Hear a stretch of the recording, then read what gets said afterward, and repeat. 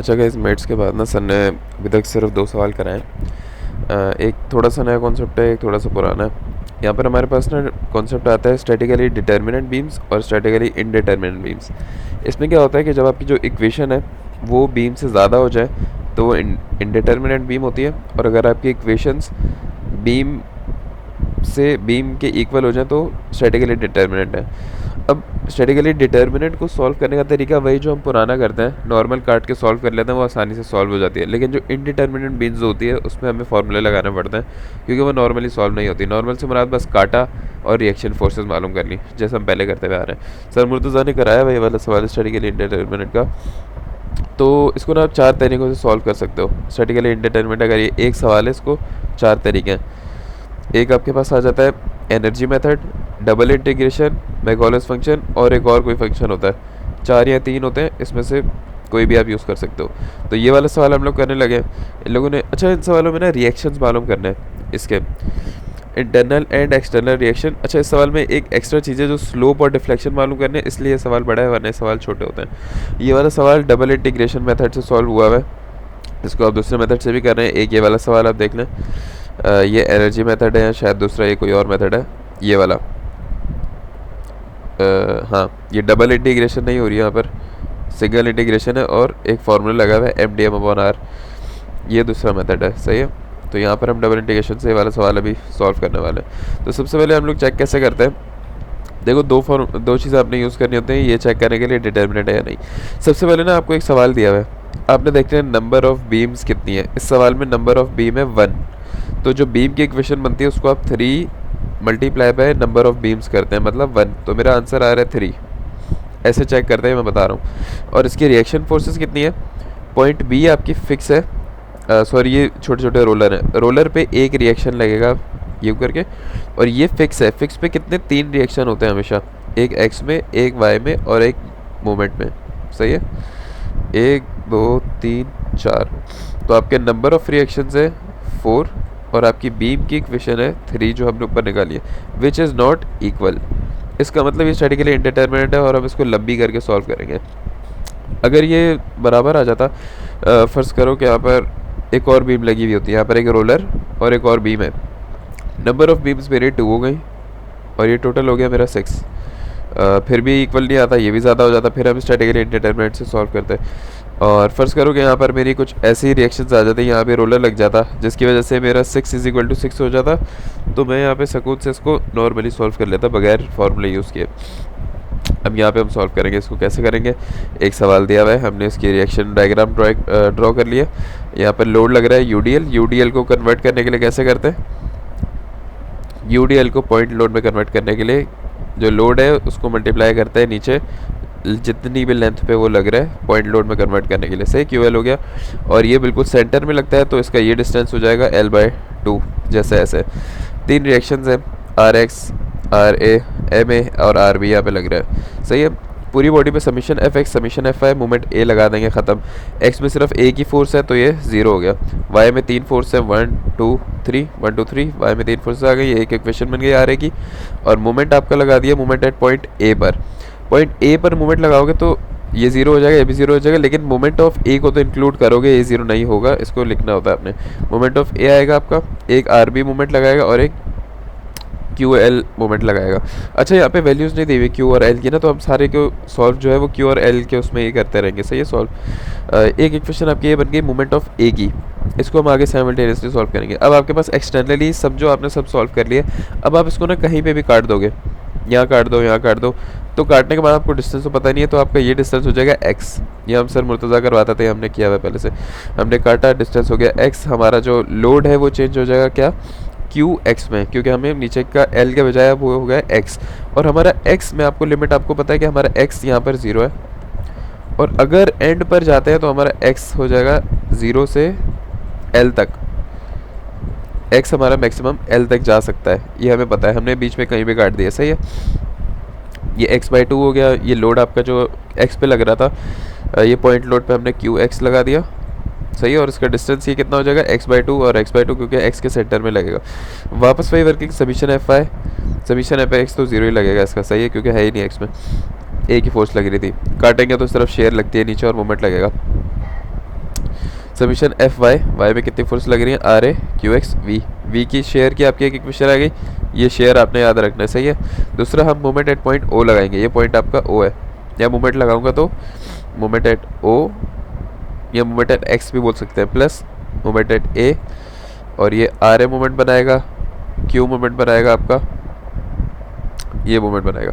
ये ऐसा आपकी एक इक्वेशन आ गई। अब ये करने के बाद आप यूज़ करोगे फ्लेक्चर इक्वेशन, ये हमने की हुई है पहले, सर ने कराई हुई है, सर वो तो जाने, लेकिन अब पता नहीं सर रेत क्यों कराना वापस, मेरे ख्याल से रिकॉल करने के लिए।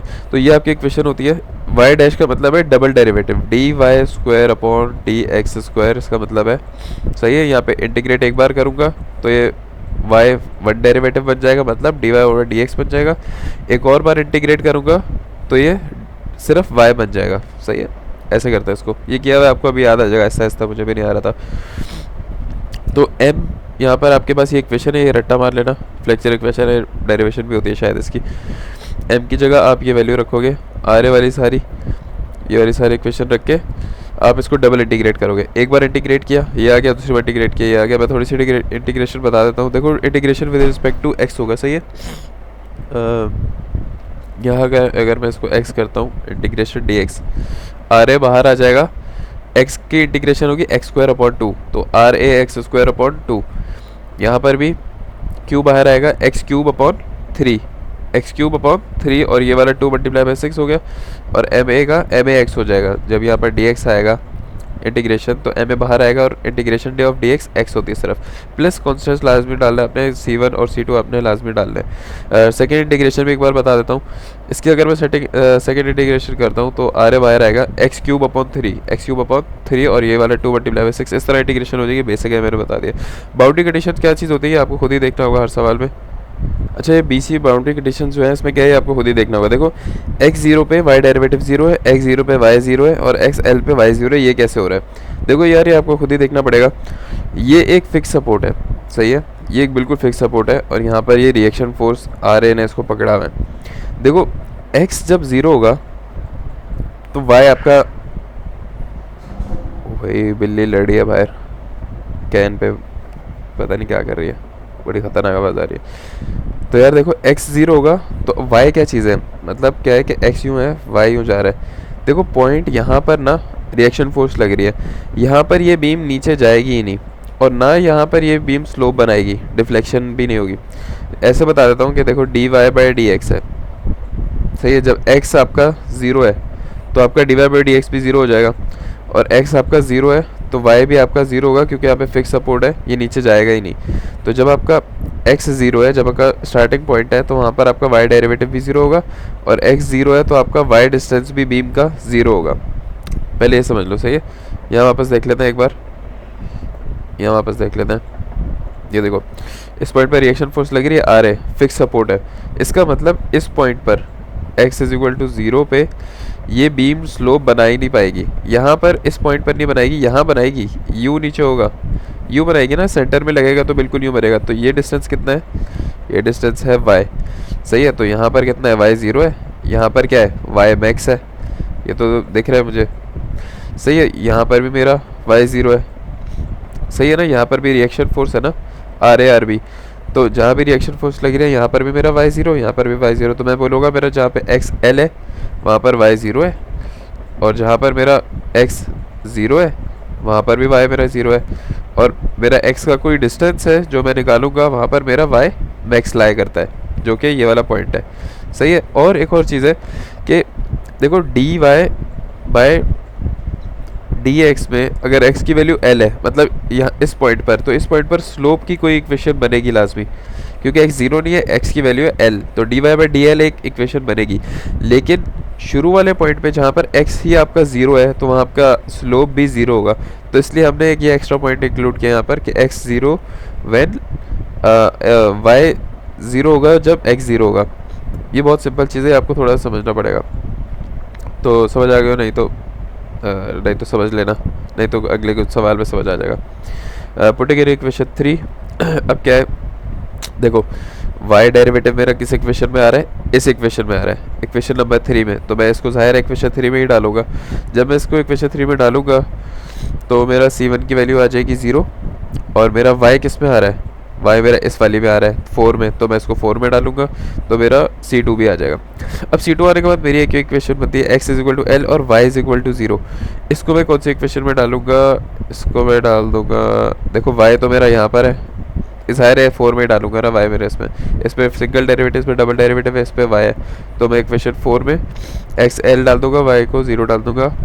इससे मेरे पास एक इक्वेशन बनेगी, इसको मैं सॉल्व करूंगा, और ये छोड़ो, ये मैथमेटिक्स है, नॉर्मल, बहुत इजी है। तो मेरे पास एक इक्वेशन बनेगी। अब आप गौर करो, आपके पास एम ए की एक इक्वेशन बन गई है। आपने निकालना क्या है, आपने एम ए निकालना है, आपने आर ए निकालना है, आपने आर बी निकालना है। रिएक्शन फोर्सेस है, तो आपको सारा गेम अब साइमल्टेनियसली सॉल्व करना पड़ेगा। एक इक्वेशन ये रही एम ए की, एक इक्वेशन आपने ऊपर बनाई हुई है एम ए की ये रही, इसको मल्टीप्लाई में 12 करा के माइनस करा दो, तो आपके पास ये साइमल्टेनियसली सॉल्व कहते हैं। देखो 12 से मल्टीप्लाई कराया, माइनस कराया, ये कट गया, आर ए और आर बी की एक इक्वेशन बनेगी। अब एक आर ए आर बी की बन गई, आपने ऊपर देखा था कि आपके आर ए इसके बराबर है, आर ए की वैल्यू आप यहाँ पर डाल दोगे, तो आपके पास पूरी इक्वेशन आर बी की फॉर्म में बन जाएगी, और आपकी आर बी की वैल्यू आ जाएगी ये क्यू एल की फॉर्म में। क्यू एल मतलब हमारे पास सही आ रही है इक्वेशन। अगर यहाँ पे क्यू और एल हमें पता होता तो हम डालते, तो हमारे पास न्यूमेरिक वैल्यू आ गई, यहाँ पे वेरिएबल वैल्यू आ रही है क्योंकि वेरिएबल गिवन है। आर बी की वैल्यू हम वापस यहाँ पे डाल देंगे इस वाले में, तो आर ए की वैल्यू भी आ जाएगी, ये आ गया आर ए की वैल्यू, सही है। पुट अब आर ए और आर बी दोनों की वैल्यूज़ एम ए में डाल दो, किसी में भी डाल दो, इस वाले एम ए में डाल दो या ऊपर वाले एम ए में डाल दो, किसी में भी डाल दो। तो यहाँ डालने के बाद आपको इक्वेशन मिल जाएगी एम ए की। देखो अब आपके पास सब चीज़ें आ गई, क्या क्या आ गया आपके पास, यहाँ से आपके पास आ चुका है, अब यहाँ से आ गया, ये तो 0 है, एम ए आ गया, आर ए आ गया, आर बी आ गया, यही निकालना था। क्यू एल और क्यू एल ये निकालना नहीं है, ये वेरिएबल्स हैं। और क्या निकालना है, ये जब काटोगे तो शेयर और मोमेंट है, दो चीज़ें तो रह गई ना, मोमेंट और शेयर, और डिफ्लेक्शन जो मैंने आपको बताया मैक्सिमम डिफ्लेक्शन अभी निकाल लेते हैं, देख लेते हैं। यहाँ तक आपने सॉल्व कर लिया।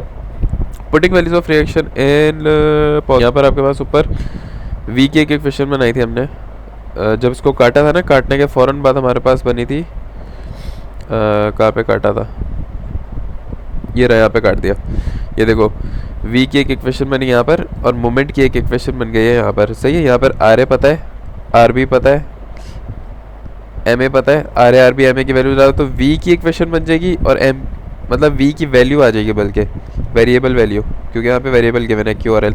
v की वैल्यू आ जाएगी, m की वैल्यू आ जाएगी, ये देख लो यहाँ पर v की वैल्यू आ गई, m की वैल्यू आ गई, आर ए आर बी की वैल्यू जब डाली। अब मुझे पता है क्या चीज़, मेरा जो शेयर और मोमेंट कहाँ से कहाँ तक लाई करता है, ये आपको वापस देखना पड़ेगा। हमने जो काटा है ना यहाँ से, देखो हमने जब इसको काटा है यहाँ पे बीच में से कहीं भी काट दिया, बाउंड्री कंडीशन में क्या बताया था, x, ये x है डिस्टेंस, x आपका लाई करता है 0 से लेके l तक जाएगा।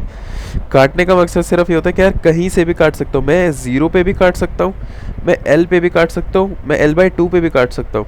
तो रैंडमली काटने का मतलब सिर्फ ये होता है कि हम उसको कहीं भी काट के बोलते हैं कि यार 0 से l तक कहीं भी काट दिया हमने, तो मिनिमम 0 मैक्सिमम l हम डालते हैं। तो मेरा यहाँ पर शेयर लग रहा है v पर, और मेरा मूवमेंट लग रहा है m पर, तो मेरा मिनिमम शेयर और m जो है वो 0 पर होगा, और मैक्सिमम मेरा वो l पे होगा। मतलब मैक्सिमम लेंथ की बात करूँ, अभी मैं बताता हूँ कि मैक्सिमम मिनिमम होगा कहाँ पे, तो मैं सिर्फ बाउंड्री कंडीशन बता रहा था आपको। तो मेरा x 0 होगा, यहाँ पर x की वैल्यू 0 डाल दो, तो मेरा v की वैल्यू ये आएगी, मेरा x की जगह l डालो तो मेरी v की वैल्यू आएगी, दो वैल्यूज़ आ गई। इसी तरह मूवमेंट में ये होगा, x को 0 डालो, l डालो, मूवमेंट की दो वैल्यूज़ आ गई। अब आपने बनानी है डायग्राम। ये डायग्राम कैसे बनाओगे, देखो बहुत आसान है। x पहले ये देख लो, x is equal to 0, x is equal to l, दो निशान लगा लिए। सबसे पहले एक लाइन बनानी है आपने, ऊपर v के लिए डायग्राम बनती है, नीचे मूवमेंट के लिए डायग्राम बनती है। 0 पॉइंट आ गया और मैक्सिमम पॉइंट आ गया l, सही है, इतना आपको पता है। ऊपर v की बनती है, नीचे m की बनती है। अब देखो v की वैल्यू क्या आ रही है, x 0 पे 5 QL/8। ये जो QL/8 चीज़ है ना, ये इसको हम कांस्टेंट बोल सकते हैं, क्योंकि देखो दोनों में सेम है, और अगर कोई वैल्यू होगी तो ज़ाहिर है आसानी, जब वैल्यू होगी तब आप आसानी से कर लोगे। इसको मैं a का नाम देता हूँ, सही है। तो v is equal to 5a, सही है। x इज इक्वल टू 0 पे v is equal to 1 2 3 4 5 5a आ गया, सही है। तो यहाँ पर एक पॉइंट लगा दिया, और x इज इक्वल l पे कितने, -3a, इसको अगर मैं a बोल दूँ, वैसे मैं आसानी के लिए कह रहा हूँ, तो 1 2 3 4 5, तो 3 पॉइंट पर यहाँ मैंने एक और पॉइंट लगा दिया, सही है। इसको मैंने लीनियरली ज्वाइन कर दिया। क्यों लीनियरली क्यों किया कि देखो इसकी इक्वेशन है ना वो लीनियर इक्वेशन है, जबकि मोमेंट की इक्वेशन में स्क्वायर आ रहा है। स्क्वायर का मतलब ये हो गई है मेरे ख्याल से इसको पैराबोलिक या क्वाड्रेटिक बोलते हैं। तो जब आप मोमेंट का ग्राफ बनाओगे तो हमेशा कर्व बनाओगे, हमेशा नहीं, अगर स्क्वायर आ रहा है। और v में अगर लीनियर है तो आपका लीनियर ही यू करके ग्राफ बनाओगे, लीनियर, सही है। ये आपको समझ आ गया। मोमेंट क्या आ रहा है, x ज़ीरो पर मोमेंट की इक्वेशन कुछ यूँ माइनस में समथिंग आ रही है, और एक्स एल पर मोमेंट आपका ज़ीरो आ रहा है, या प्रिसाइसली मतलब वैसे ही रेंडमली भी बना सकते हो। ये तो मैंने खींच दी स्ट्रेट लाइन, सही है। यहाँ से यहाँ तक मोमेंट मेरा ज़ीरो है एल पर, और माइनस का Q L square upon it, यहाँ लगा दो, यहाँ लगा दो, आपकी मर्ज़ी कहीं भी लगा दो, यहाँ लगा दो। और ऊपर से क्यों बनाया यार, ये सर ने लॉजिक बताए थे, मैं भूल गया कि ऊपर और नीचे से कब बनाते हैं, लेकिन मैं आपको एक और लॉजिक बता देता हूँ, सर वाली नहीं याद आ रही। आपने इन दोनों को ज्वाइन कर दिया कर्व में, सीधा क्यों नहीं लगेगा क्योंकि स्क्वायर आया था उसमें। अब आप क्या करोगे, अब आपने कुछ चीज़ें निकालनी है। Moment is equal to zero, देखो हमने निकालना है कि हमारा मोमेंट कहाँ पर ज़ीरो होगा। एक्स मतलब कौन से कितने डिस्टेंस पे बीम का, अगर ये बीम है तो बीम के कौन से डिस्टेंस पे m ज़ीरो होगा। एक तो आपको पता है l पे होगा, दूसरा कहाँ पर होगा, इस पॉइंट पर होगा, लेकिन ये पॉइंट कितना है ये हमें नहीं पता। ये l/4 तो इसने बाद में लिखा है, तो ये पॉइंट हम मैथमेटिकली सॉल्व करेंगे। सबसे पहले हम m की जो इक्वेशन आई थी उसमें m को ज़ीरो रख दिया, और इसको बिल्कुल साइमल्टेनियसली सुकून से सॉल्व करके हमारे पास सॉल्व करते करते करते करते क्वाड्रेटिक इक्वेशन बनी है, जिसमें क्वाड्रेटिक इक्वेशन को सॉल्व जब आप करोगे, क्वाड्रेटिक को सॉल्व करते हैं ना एक्स के लिए इस तरह b प्लस माइनस अंडर ये b स्क्वायर माइनस 4 इसी हम मैट्रिक्स से पढ़ता है ना। ये क्वाड्रेटिक को सॉल्व करने का फॉर्मूला है, नहीं आता कैलकुलेटर में डाल के सॉल्व करने ना आंसर आ जाएगा, लेकिन जब वेरिएबल है l तो फिर ज़ाहिर है कैसे कैलकुलेटर में सॉल्व करोगे, आपको फॉर्मूला आना चाहिए क्वाड्रेटिक सॉल्व करने के लिए। नहीं तो ये मिडल टर्म ब्रेक से भी हो जाता है, जहाँ तक, हाँ मिडल टर्म ब्रेक से भी हो जाता है। क्वाड्रेटिक से आप कर लेना है, फॉर्मूला याद रखना, ये होता है स्क्वायर वाले जो क्वाड्रेटिक इक्वेशन है उसको x के लिए सॉल्व करने के लिए होता है। प्लस माइनस में आंसर आया, सॉल्व किया तो आपके पास x की दो वैल्यूज हैं, एक l आ रही है और एक l/4 आ रही है। तो हमें क्या पता चला, l पे मोमेंट ज़ीरो है और l/4 पर मोमेंट ज़ीरो है। आपने शो कर दिया, बस कहीं भी जहाँ पे टच हो रहा है वहाँ पे शो कर दिया कि ये डिस्टेंस है l/4, क्योंकि इस पॉइंट पर मोमेंट आपका ज़ीरो है, सही है। इसी तरह हम लोग जाते हैं शेयर के लिए, मोमेंट मैक्स कहाँ निकलेगा। अब आपका ये भी एक और सवाल है कि यार मोमेंट मैक्स कहाँ निकलेगा। देखो एक चीज़ हमेशा याद रखना, मोमेंट मैक्स हमेशा वहाँ होता है जहाँ पर v आपका ज़ीरो होता है, सही है। ये थोड़ा डायग्राम में हो सकता है एयर फेर, लेकिन जहाँ भी आपका v ज़ीरो है वहाँ पर आपका मोमेंट मैक्स होगा, ठीक हो गया। तो आप मोमेंट की इक्वेशन जहाँ पर v आ रहा है वहाँ ज़ीरो पुट कर दो, देखते हैं कहाँ आ रहा है। Let's see. अच्छा, इन लोगों ने इस तरह किया कि v की जो इक्वेशन थी ना, ये रही v की इक्वेशन, तो v की इक्वेशन में x को ज़ीरो नहीं किया यार, x, अच्छा v को ज़ीरो करना है, सही है। तो x निकालना है आपने, v को ज़ीरो करो पहले तो, क्योंकि v ज़ीरो पर मोमेंट मैक्स होगा, तो हम अगर वो डिस्टेंस निकाल लें तो हमें मोमेंट मिल जाएगा। v को ज़ीरो करूँगा, ये वहाँ जाके प्लस हो जाएगा, qx is equal to 5ql/8, और ये वहाँ जाके डिवाइड हो जाएगा, तो ये कट आके ये हो जाएगा x is equal to 5l/8, सही है। तो डिस्टेंस कितना है, 5l/8। ये वो डिस्टेंस है जहाँ पर क्या होगा, मोमेंट आपका मैक्स हो जाएगा और v आपका ज़ीरो हो जाएगा। तो यहाँ पर देख लेते हैं, 5l/8 ये आ गया, x is equal to 5l/8, सही हो गया। इसको आप डाल दोगे मोमेंट की इक्वेशन में, मोमेंट की इक्वेशन कहाँ आ रही है आपकी, ये रही मोमेंट की equation, moment is equal to this, यहाँ पर x की जगह आप डाल दोगे 5l/8, मेरे ख्याल से यही डालना चाहिए। तो यहाँ डालने के बाद आपके मोमेंट की इक्वेशन आ गई है। तो मोमेंट मैक्स आपका है 99l² पर मैक्स है। इसको डिवाइड करके सिंप्लीफाई कर लेना, तो सिंप्लीफाई के बाद यहाँ कहीं मैक्स पॉइंट पर आपको मोमेंट मैक्स मिलेगा जहाँ पर v ज़ीरो होगा, सही है। या इस तरह से आगे चलते हैं। आगे इन लोगों ने क्या पूछा हुआ है, स्लोप एट पॉइंट b निकालना है आपने। अच्छा, अगर आप कंफ्यूज हो रहे हो ना स्लोप के मामले में, तो ये देखो ये बीम है, ये रिएक्शन है, ये रिएक्शन है, देखो ये फिक्स है। एट पॉइंट बी पर y तो ज़ीरो होगा, ये नीचे नहीं जाएगी, लेकिन there will be a slope होगा, dy/dl होगा लाजमी, क्योंकि l की कोई वैल्यू है ना, तो यहाँ पर कुछ तो स्लोप होगा। तो और यहाँ पर स्लोप नहीं होने वाला, क्यों? क्योंकि यहाँ पर x ही आपका डिस्टेंस है, आपका 0 है, यहाँ पर आपका x 0 है, l है, यहाँ पे आपका 0 है, तो 0 का डेरिवेटिव आप क्या लोगे? इसलिए यहाँ पर y डेरिवेटिव भी 0 होगा, y भी 0 होगा, जबकि यहाँ पर y डेरिवेटिव 0 नहीं होगा, सिर्फ y 0 होगा, क्योंकि इस स्टॉपर की वजह से, इस बी रिएक्शन की वजह से ये नीचे नहीं जाएगा, लेकिन एक इक्वेशन इसकी बनेगी, नीचे ये सिर्फ यहाँ से जाएगा और y डिस्टेंस ये यहाँ कवर करेगा, यहाँ पर y मैक्स होगा इस पॉइंट पर।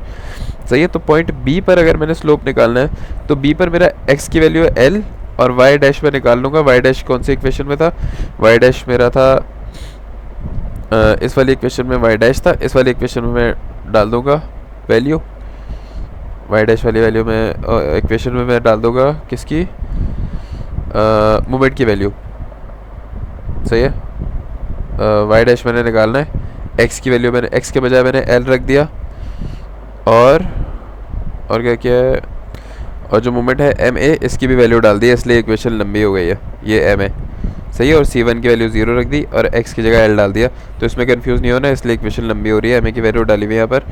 तो ये सब सॉल्व करोगे आप, तो सॉल्व करके ई आई नीचे आएगा, तो ये आपका स्लोप एट पॉइंट बी बन जाएगा इस फॉर्म में। मैक्सिमम डिफ्लेक्शन यहाँ से गायब हुई हुई है, लेकिन हम सॉल्व करते हैं। देखो मैक्स डिफ्लेक्शन कहाँ पे होगी, ये हम लोग खुद ही सॉल्व कर लेते हैं।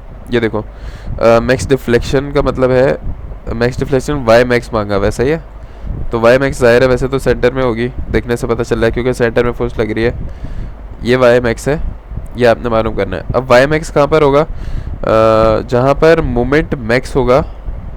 ये देखो मोमेंट ऑफ, मेरा मैक्स मोमेंट कहाँ था? 5l/8 हमने निकाला था नीचे, x is equal to 5l/8 पर मोमेंट मेरा मैक्स है। तो मेरी डिफ्लेक्शन y मैक्स मेरा वहाँ लाई करेगा जहाँ पर मेरा मोमेंट मैक्स है, और मोमेंट मैक्स कब है? जब x मेरा कितना है? 5l/8। तो बहुत सिंपल है, मैं y वाली इक्वेशन ढूंढता हूँ यहाँ पर। ये रही मेरी y की equation, equation 4, C1 0 C2 0, x की जगह मैं डालूंगा 5l/8, RA RB और MA की मैं वैल्यू डाल दूंगा, और जहाँ भी x आएगा वहाँ पे 5l/8 डाल दूंगा, तो मेरा y मैक्स भी आ जाएगा। ख़त्म हो गया। सवाल काफ़ी ज़्यादा लंबा था क्योंकि मैंने डिटेल में समझाया, पहला सवाल था इसलिए। एक और सवाल सर दुरैद ने अभी तक कराया, उसको भी कवर कर लेगा अब। और वीडियो थोड़ी लंबी थी, मैंने अच्छे खासे ग्राफ का कॉन्सेप्ट क्लियर हो गया आपका, ये शुरू के ये फोर्सेस वोर्सेस सारे कॉन्सेप्ट क्लियर हो जाने चाहिए अब तक। और बस इतना ही है, मैं ख़त्म कर रहा हूँ, सर्दी लग रही है।